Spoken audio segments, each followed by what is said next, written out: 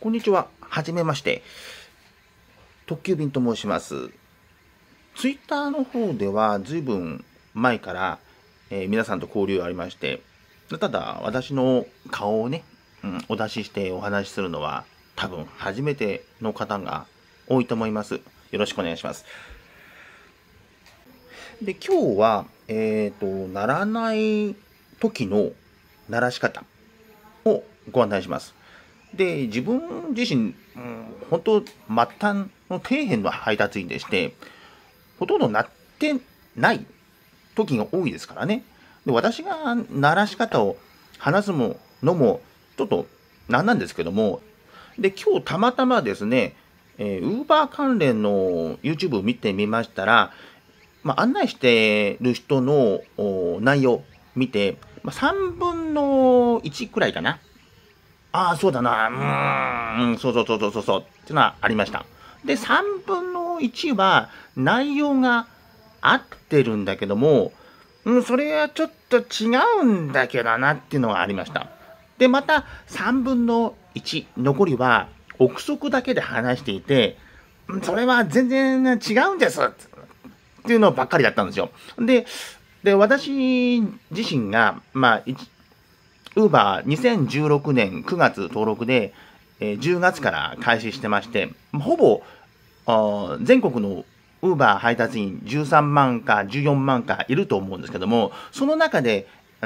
一番古い配達員ですから、その視点から見て、ちょっと解説してみたいなと思っております。で、1年ぐらい前までかな、2年ぐらい前までかな、私、一番古い配達員なんですよって言ってたんですけど、それをツイッターでちょっと話したら、いや、あなたよりも私の方が2週間登録早いよっていう人出てきまして、なるほど、2週間でも一緒にしちゃダメかと思って、で、最近はほぼ日本で一番古い配達員と自称しております。ウーバーのことでしたら、大体把握してます。で、最近はあんまりやってないんですけども、状況としては分かりますので、お聞きいただければ納得していただけるとは思います。で、これからお話しする内容は全部私の憶測です。Uber Eats が公表は全然してませんので、実際のところはどうかわからないというところがあります。ただ、私が今やっている、あんまり社名出しちゃいけないんですけど、ウング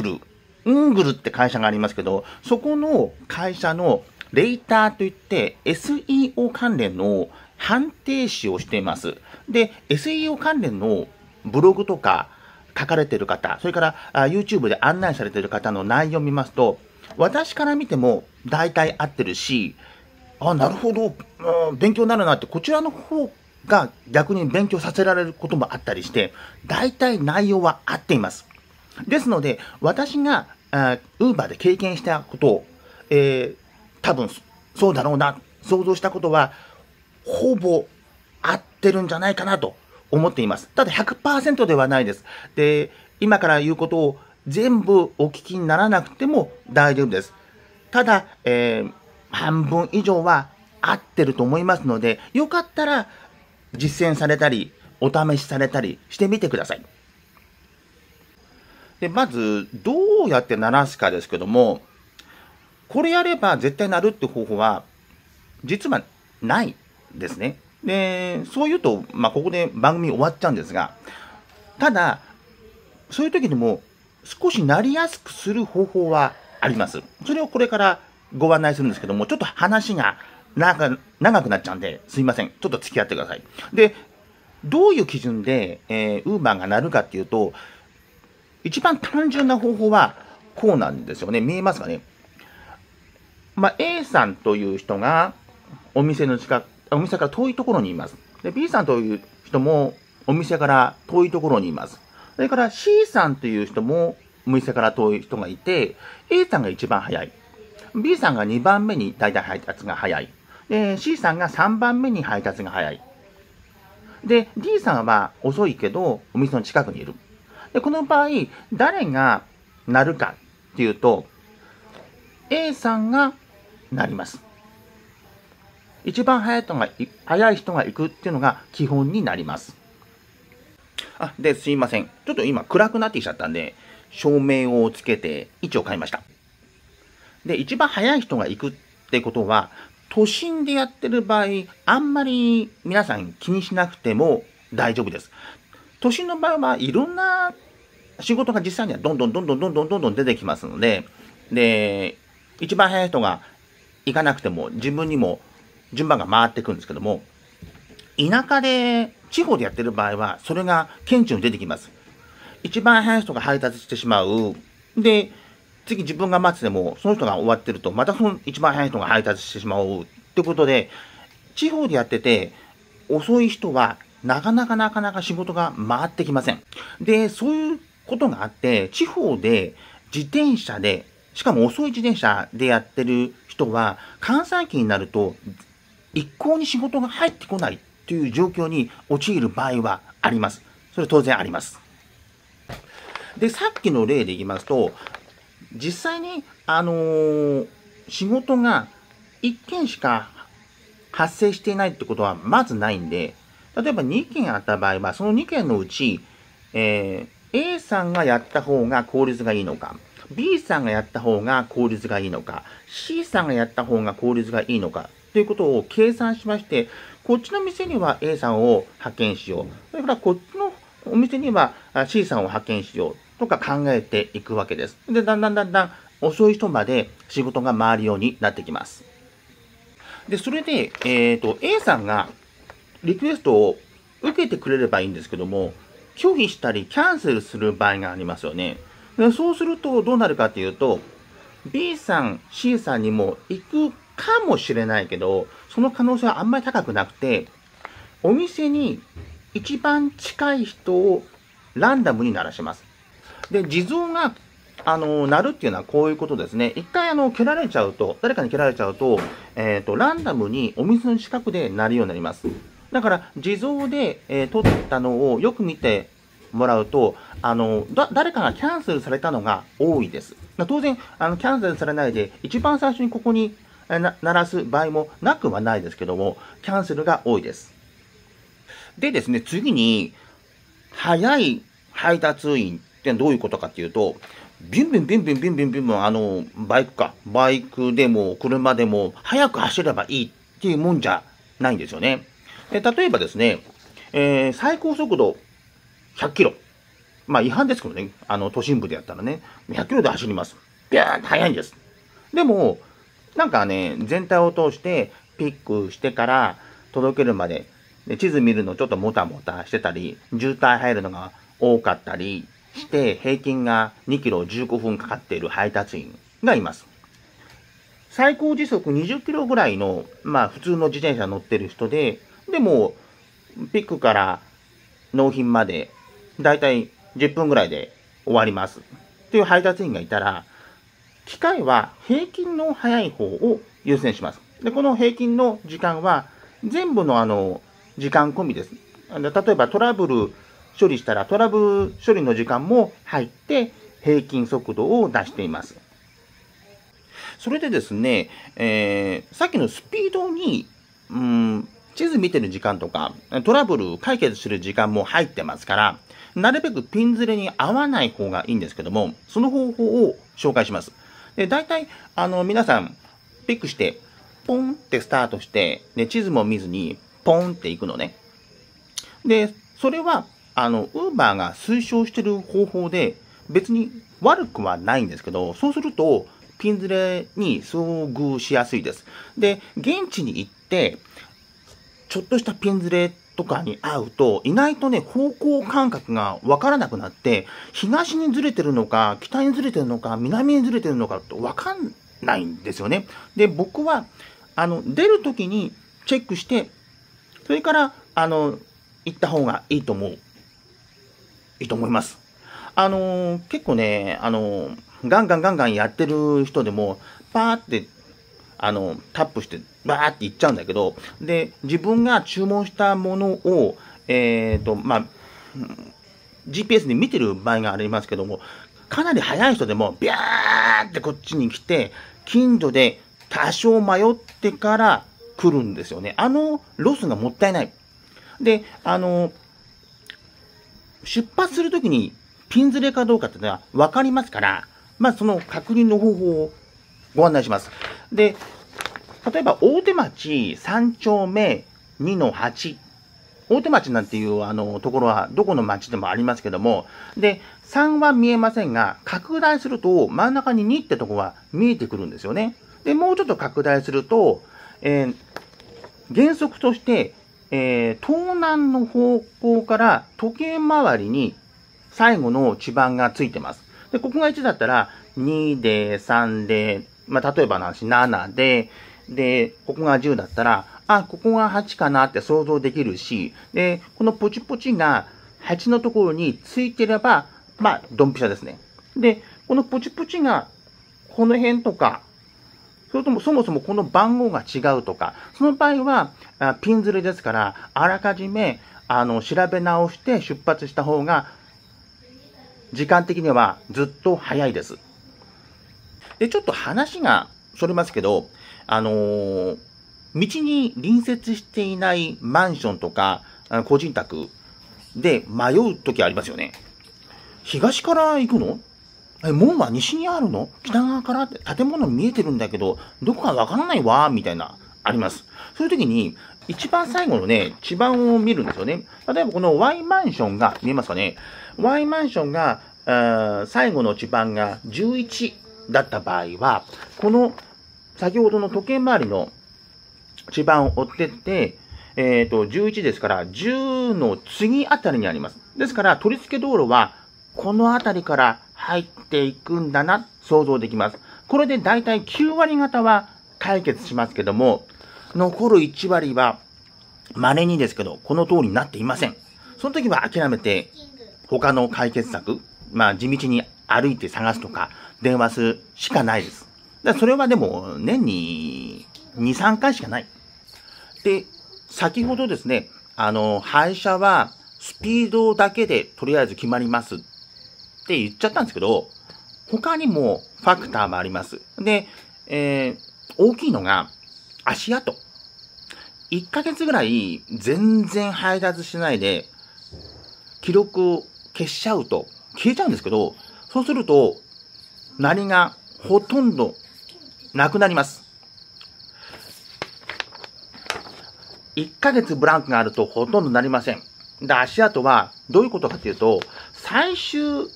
で配達した人が優先になります。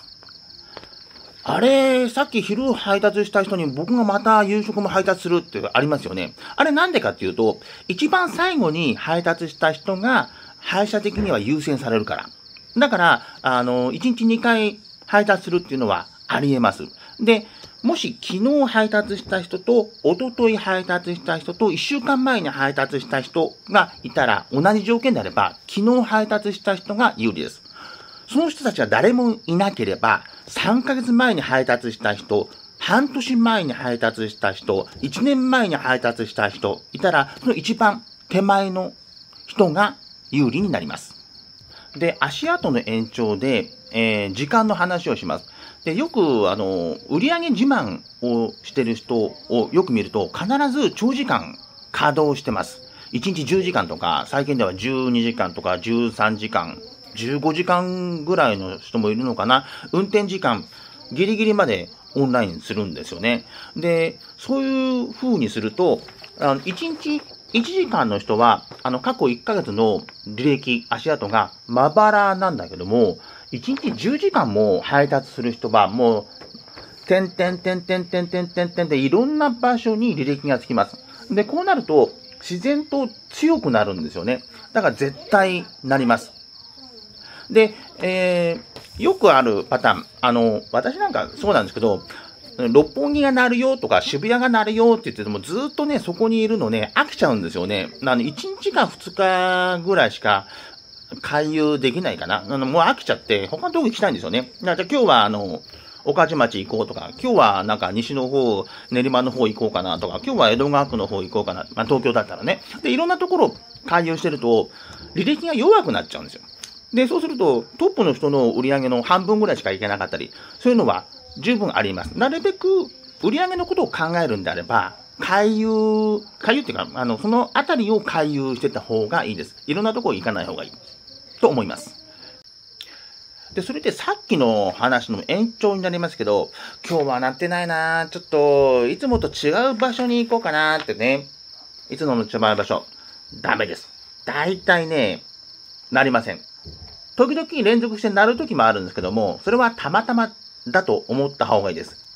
長くデータを取っていくと、ならないからって言って、いつもと違う場所に行った時は大体ダメですね。それからダメなのはね、今日鳴ってないんだ。ああ、じゃあ、あそこ鳴ってたよって言って、六本木にいるのに池袋鳴ってたよとか、六本木にいるのに品川鳴ってたよなんて、じゃあ行ってみようって言ってみると、ダメなんですよね。それは二つの意味でダメで、もう時間的なピークがもう過ぎちゃってるから、行くまでにタイムラグがありますからね。で、それはもうダメだっていうのと、あと、人によって、さっき言った足跡の履歴が違うので、自分がいつも行かないエリアに行ったとしても、そこで鳴ってた人と同じようにはならないです。で、それから、あと、都市伝説で、よく言われるのは、電波がいいのとか悪いのとかありますけど、原則としては関係ないと思います。ただ、携帯電話がね、感度が悪くなってきて、自分で勝手にオフラインしちゃったり、そういう、状況が頻発するようになってくると、電話は買い替えた方がいいです。僕の場合だと、半年に1回ぐらいは買い替えてました。新しい機種は、携帯電話の、会社を変えて、そうすると、安い携帯電話、1円とかで買えるじゃないですか。100円もあるのかな。で、そういうので大丈夫ですから、それを半年ぐらい使う。で、半年したら、また他の電話会社に乗り換えちゃって、新しい電話もらうって、それが一番いいんじゃないかな。ただ、電話は人の好みがありますから、iPhone 最新の使いたいんだっていう人もいますね。それはそれでいいと思うんですけども、半年ぐらい経ったらちょっと感度弱くなるよっていうことだけ覚えておいてください。で、あと、これを本当のバカだなと思うんですけど、今日鳴らないよって言ってね、多分祈りが足らないんだとかね、でも携帯電話ちょっと、棒が立ってないから振ってみようとかね、そういう人いますけど、それやっても無駄ですから、本当無駄ですよ。やんない方がいい。あと、あんまり意味ないなと思うところで言うと、昔サポートセンターの人が、こんなこと、言ってたんですよね。注文者アプリを見て、どこら辺のレストランが空いてるのか、調べてから行った方がいいですよとか、アプリでも、今、ウーバーがやってる、ところはどういうところが多いのか。で、そういうのを案内してくれるアプリがありますよね。で、あれはね、見ても、あんまり意味ないんじゃないかなと思います。自分もやってみたことあるんですけど、空いてるお店とか、そのメニューとか調べて移動してみても必ずしもなるわけじゃないんですよね。で、やっぱりね、その人が配達早いかどうか、足跡をちゃんと残してるかどうかの方が優先されるので、それはあんまり意味ないです。で、それから、あと、評価とかね。で、グリーンだからとか、プラチナだからとかね。で、クーリーが多いとか、少ないとか、そういうことも、なりの率は変わらないです。ただ、評価がね、ぐーんと下がってくる。80% 未満かな。最近だと。そういう風になっちゃうと、アカウント停止の可能性があるので、それだけは気をつけた方がいいと思います。あともう一つありました。この紙に書いたんですけど、下の方にオン、オフすると、鳴るときありますよね。あるんだけど、ずーっとやってると、案外鳴らないんですよね。だからあれは、僕はあんまり関係ないと思う。鳴ったらたまたまだと思ってください。あとですね、あんまりみんなが言ってる割に関係ないだろうっていうのは、拒否とかキャンセルの率が高いとなりませんよ。これは公式に、時々ですけど、発表しています。キャンセルや拒否は、仕事が来る率には全く影響しません。全然影響しませんから気にしないでいいです。拒否はどんどんしても大丈夫。20回に1回しか仕事を受けなくても全然問題ない。大丈夫です。で、ただ、キャンセル率はある程度高めで維持した方がいい。で、このキャンセルって言うとみんなちょっと、なんか、みんなの認識に少しずつ差があるんだけど、私の言ってるキャンセルは仕事をタップして受けて、その内容を見てからキャンセルする受けキャン。それは率が、高くなっていくと、アカウント停止の可能性が出てきます。3分の1以下に抑えた方がいいんじゃないかな。3分の2以上受けるようにした方がいいと思います。で、過去に、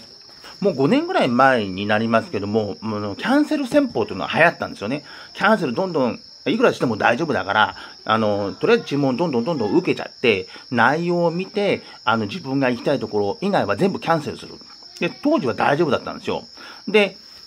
それが問題になって、Uber Eats の運営の方も困ったみたいなんですよね。で、途中から規約を改正して、規約は私たちに言いませんけど、規約を改正してダメにしたんです。で、普通、国の法律であれば、その改正した時点からその後から適用になりますけども、Uber Eatsの怖いのは、過去に遡って、そのデータの蓄積で、あ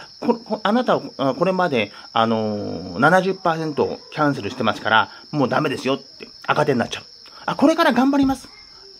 だから、許してくださいって言ってもダメなんですよ。で、当時はもう、そのキャンセル戦法流行りましたから、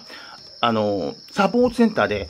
土下座して謝って、なんとかしてくださいって言って、やらせてくださいって人もいたらしいです。それでもダメだった。だから、これから規約が改正になる可能性もありますから、貧困法制にはしてた方がいいです。で、先ほど、平均速度を、速くした方、平均の配達速度を速くした方がいいって話したんですけども、自転車やバイクや車でもそうですけど、その速度を速くしてもあんまり意味ないです。というのは、大体の道は、信号によって速度が統制されてますから、どんな車両に乗っても、大体同じような信号で引っかかる。で、どんな車両に乗って、行っても遅いのでも、その信号で大体追いついちゃうんで、早く走ろうが、ゆっくり走ろうが、その配達時間にはほとんど影響ないです。で、子供がちょっと盛り上がっちゃって雑音が入ってすいません。このまま行きます。で、どうやったら早く配達できるか、で運転編なんですけども、私がUber 始める前に、長い間、軽トラックで運転手もしてました。で、その時にデータ取って感じたことなんですけども、裏道は大体ダメです。細い道は、どんどん景色が変わるんで、早く走ってるような気がするんですよね。で、裏道通ったから早く着いたんだって自分のね、なんか自己満足もあります。大体統計取ってみると、大きな道を普通に信号に引っかかりながら走っていった方が早いです。早いか、裏道と同じぐらいか。どっちか。裏道の方が早いっていうのは、ほとんどない。稀にあるけど、みんなが言うほどないですよ。あそこ通っていくと、裏道通っていくと、だいたい半分ぐらいの時間で着くよ。それはもう、全然ダメです。平均の時間取ってみると、表通りの方がだいたい早いです。逆に、皆さんが意識していないのに、なぜかあるものとしては、新人遊具ですね。Uber の方としては公式に言ってるわけじゃないんですけど、履歴だけで優先してやってしまうと、今日から始めました。これから Uber 始めますっていう人が全然ならなくなっちゃうから、新人さんは優遇しています。で、その新人優遇期間が意外と長くて、1年ぐらい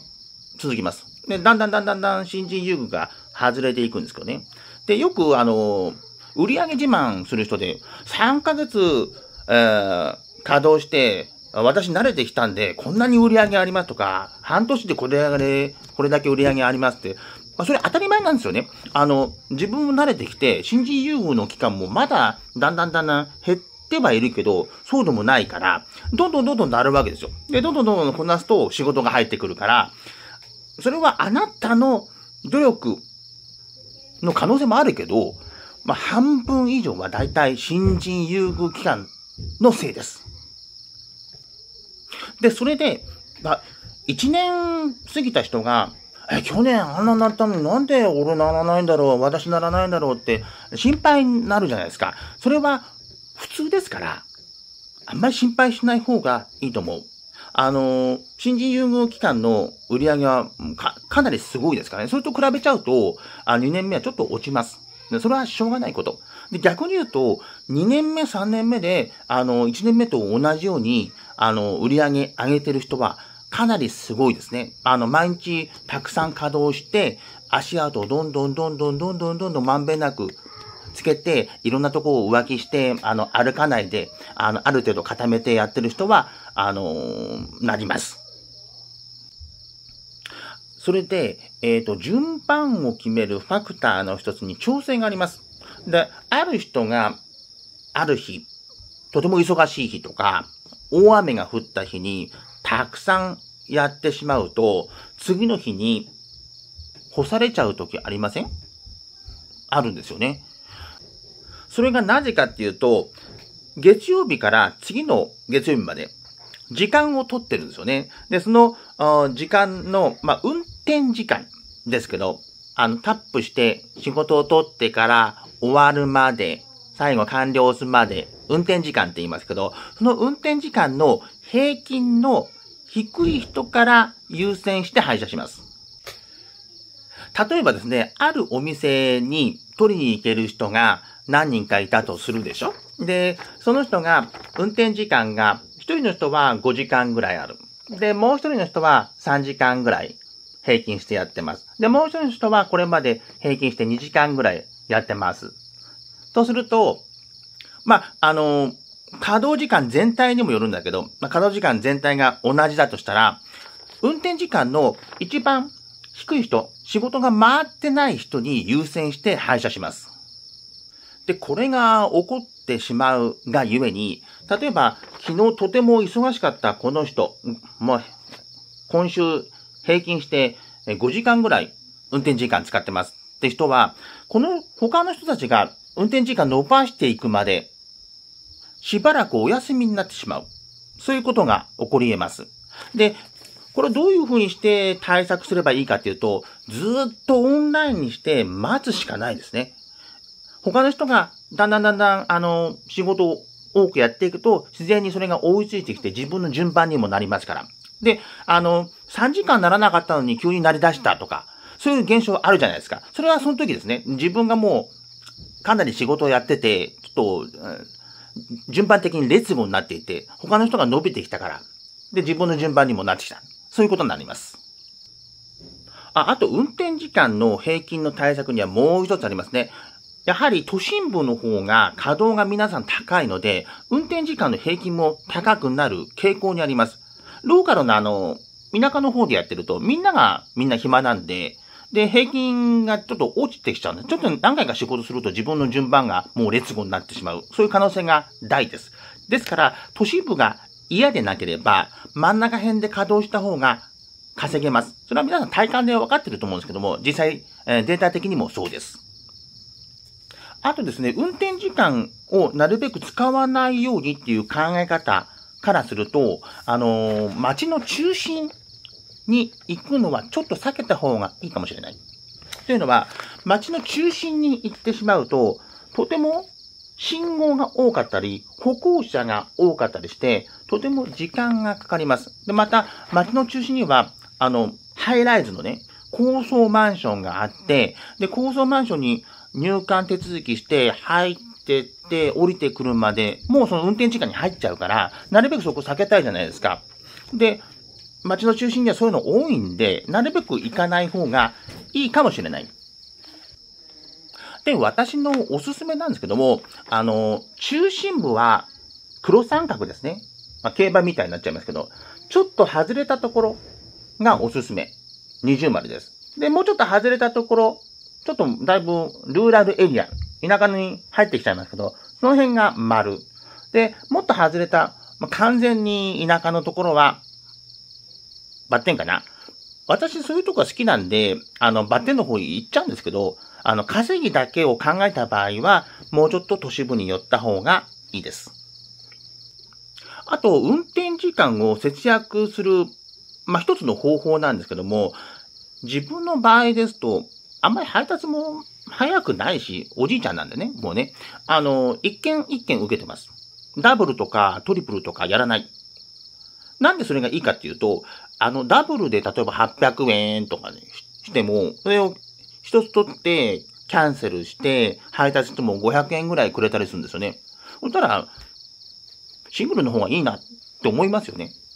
でだから大体私はシングルでやってます。で、シングルにしといて、で、マンションとか入って上の方に行って、配達が終わるじゃないですか。で、そこで一回オフにしちゃう。で、下まで降りてくるのに長いところだと2分ぐらいかかりますから、で、降りてきてからまたオンラインする。で、そこで行くともう1分か2分ぐらいしか違いがないんだけども、それが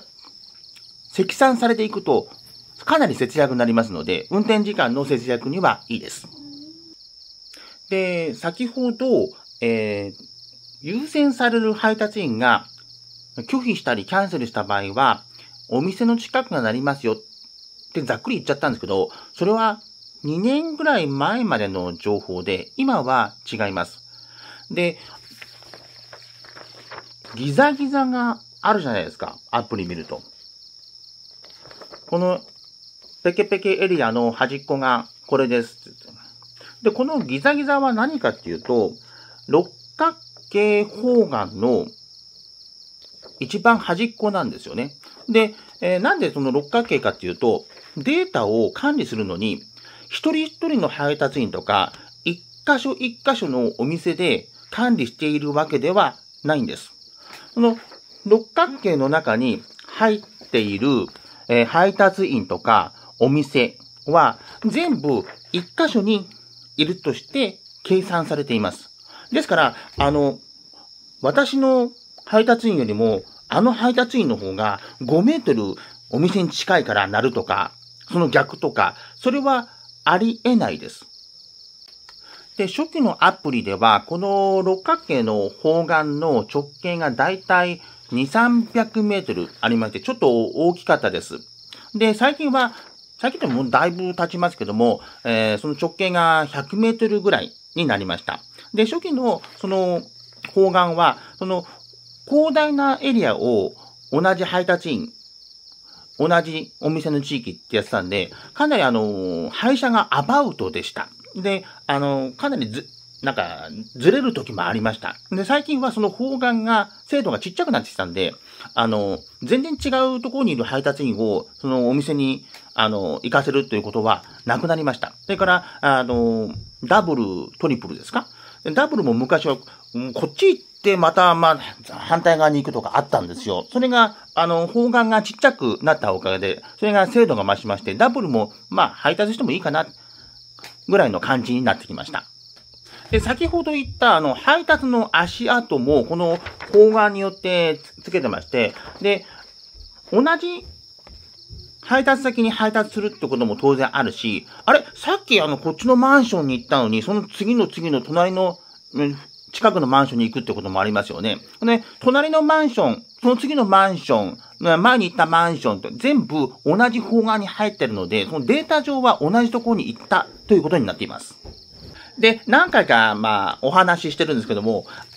ある優先される配達員さんが、配達を拒否しました。その次の人も、拒否しました。という時は、もう近くの配達員さん呼ぶんですよね。で、以前は2年ぐらい前までかな、この、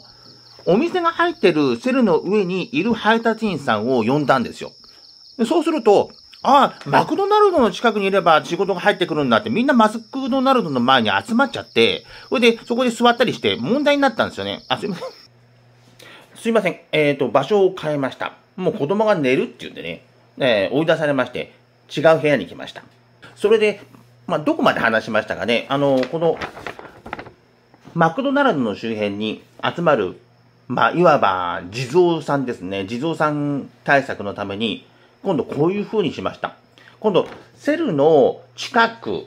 だけじゃなくて、ちょっと離れたところから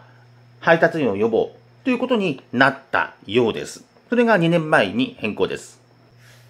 で、僕はその変更があった時に、マクドナルドの上のセルだけじゃなくて、その隣のセル、その隣の隣のセル、そのくらいまでの配達員を平等に呼ぶのかと思ったんです。でも実際はちょっと違って、なる位置が決まってるんです。どういうことかというと、ある良くなるお店があった場合、その東側200メートルのセルの上にいる配達員が呼ばれます。ですので、あれ、ここお店ないのになんでなるんだろうっていうところがあると思うんですけども、このセルが東に200メートル移動してますから、厳密に言うと、お店がある場所となる場所とちょっとだけずれてる。みんなが気にならない程度にちょっとだけずれてる。で、マクドナルドの場合、オーダーが入って配達員が決まってから3分で料理を提供することになっています。で、配達員が200メートル離れたところにいて、で200メートル移動するのなんかもう1分か2分で来ちゃいますから、移動してちょうどいい時に、料理が提供できるんで、それも全然問題ない。で、地蔵対策にもなるってことで、こういう風にしたみたいです。ほとんどの方はそれ気づいてないですから、もしどうしても今鳴らしたいって時は、良くなるお店の200メートルぐらい東側、感覚的にもうそこ、なんか鳴るなと分かっているかもしれないんですけど、そういう場所に移動してください。ただですね、良くなるポイントのことを今お話ししたんですけども、ちょっと長い目で見て、1週間のスパンで見てみると、それは全く意味ないです。だから意識しなくてもいいかもしれない。というのは、1週間の単位で運転時間が他の人と大体平均するようになってますので、どっかで調整されちゃいます。忙しくてもどっかで調整される。で、鳴りポイントでたくさん鳴らしてもどっかで調整される。で、結局同じなんで、あんまり意識しなくてもいいかもしれない。で、結局ですね、一番最初にお話しした手際、スピードっていうのは大切なんだけど、それよりもちょっと重要視されるポイントが2つだけあります。1つは足跡。他の人に勝つようにするには、1日あたり10時間ぐらいが目安かな。で、私、偉そうに言っちゃったんですけども、私自身もほとんど10時間以上稼働したことないです。一番長いのが12時間ぐらい。だから多分そうだろうってことなんだけども、実績出してる人がほとんど10時間以上稼働されていて、最近では1週間に80時間とか90時間とかっていう人もいます。働きすぎだと思いますけども、そういう方々と足跡を競争するので、1日10時間ぐらいは必要かなという計算です。次は運転時間ですね。で、運転時間については、この2つ目が一番重要かな。どこの地区でもレジェンドがいると思うんですけども、その方々と同じような地区でやるのが重要です。かなり狭いエリアになっちゃいますけども、そこで稼いでいる方がいると思うので、そのエリアでやった方がいいです。というのは、周りの配達員さんの運転時間と最終的には平均化されますので、郊外とか、地方都市とか、地方都市のさらに郊外とか、そうすると、配達員さん同士の運転時間のレベルがぐーんと落ちますから、自然とみんなの稼ぎも落ちるわけです。都心部のレベルの高いところだと、稼いでる人も多いんですけども、運転時間平均された場合、自分の運転時間もそこまでビューって引き上げられますから、レジェンドさんと同じぐらいの配達時間に、運転時間になると思います。ですから、その地区でやった方がいいです。で、これも僕、また偉そうに言ってしまったんですけども、私はレジェンドさんのいるような都心部でほとんどやりません。だから稼げていません。なんでそうなるかというと、稼げる地区にずーっと張り付いていると、ウーバーの配達的にはとてもつまらないです。毎日毎日同じ地区、毎日毎日同じようなところ、とてもつまらないんですよね。だから、いろんなところ、マイフィーリングでいろんなところ行く人は、それでいいと思います。僕もそうでしたけど。でもし稼ぎにこだわりたいんであれば、その時だけ都心部。で、どうでもいいやってなったら、ちょっと外して、ちょっと使い分けた方がいいかもしれない。で、細かいことを言うと、やっぱりロングよりショートの方がいいです。引き取りも、今、ごめんなさい、このシュートって書いちゃったんだけど、直してショートです。引き取りも短い方がいい。それから、配達も短い方がいい。トータルの時間の長さでやりますんで。で、自分はこれも楽しいからって、昔、総受けだったんですよ。5キロピック、トータル10キロとかでも自転車で行っちゃう。で、自分は昔、東京都でやってました。また、千葉県の西部、神奈川県でもやりました。今は、北九州エリアでやっています。で、地方ですと、ならないときは本当にならないんですよね。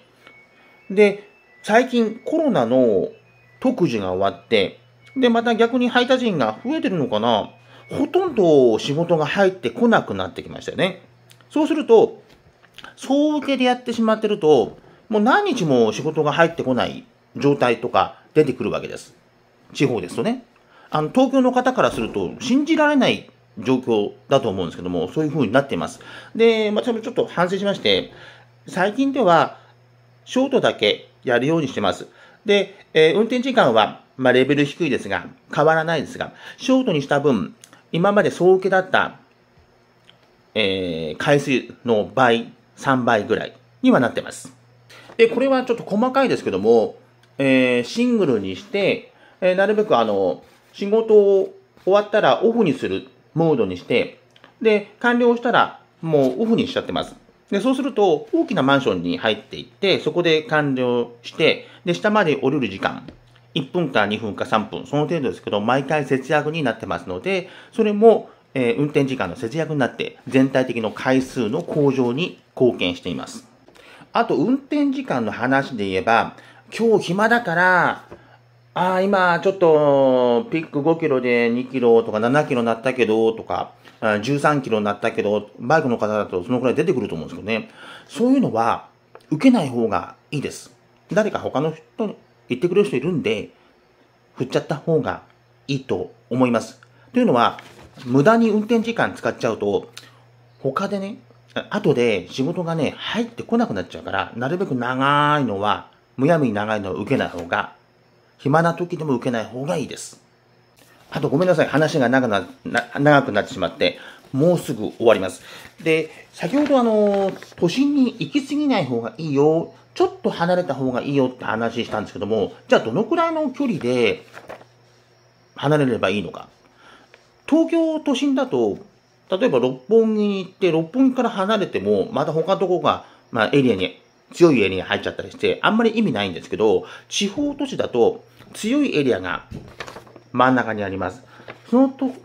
中心1キロぐらいだけちょっと外すと面白いと思う。で、その外側1キロぐらいが狙い目です。3キロ外して、その外側だと、もう真ん中辺は全然ならないですね。全然関係なくなっちゃうんで、まったりとしたいときは外側。忙しくしたいときは3キロ以内、内側にいた方がいいと思います。で、どうやったらなるかの大まとめです。なるスポットについてはありますけども、あんまり重要視しない方がいいと思います。ならないときは全然ならない。で、諦める。で、毎日10時間以上ログインしてください。で、その上で、スピードがとりあえず重要ですから、あんまり急ぐ必要もないですけども、なるべく手際よくやります。で、これ話すと、さっき言ったように、オンラインして、オンラインね、タップしてすぐ出発するなんて周りも見ないでね、安全確認もしないで行く人いるんだけど、そこまでしなくていいですから、そこまで、やっても変わんないですよ。ちゃんと地図見て、場所確認して、左右見て、歩行者来ないか、車来ないか、確認してから、ピュッて出ます。で、それよりも重要なのが、運転時間の節約と、運転時間が高いエリアでやること。レジェンドと同じエリアでやります。で、もっと重要なのが足跡ですから。毎日あんまりいろんなところ、ひょいひょいひょいひょい行かない方がいいです。全部厳密にやると、まず仕事としては楽しくないですけども、どうしてもお金欲しいときは、こういう風にしてみてください。で、お金が余裕が出てきたら、また適当に徘徊するのに戻します。そうしないと仕事としてつまんないし、長く続かないんですよ。だから、お金貯まったら適当に移動しましょう。では、さよなら。バイバーイ。で、普段私はですね、Uber のことはあんまり話してません。YouTube では、街の様子、最近では公園の案内をしています。よかったらそちらもご覧ください。よろしくお願いします。